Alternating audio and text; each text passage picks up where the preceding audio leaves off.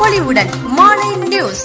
கன்னியாகுமரி மாவட்டம் நாகர்கோவிலில் வேப்பமூடு பூங்கா முன்பு தமிழ்நாடு ஓய்வு பெற்ற பள்ளி கல்லூரி ஆசிரியர் நலச்சங்கம் சார்பில் 7 அம்ச கோரிக்கைகளை வலியுறுத்தி தர்ணா போராட்டம் நடைபெற்றது.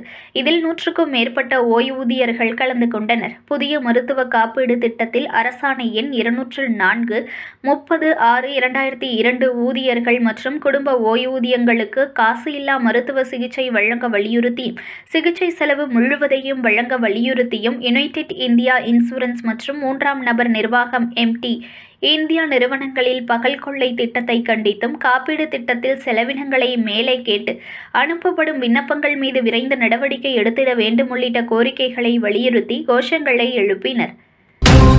புது பொலிவுடன் மாலை நியூஸ்.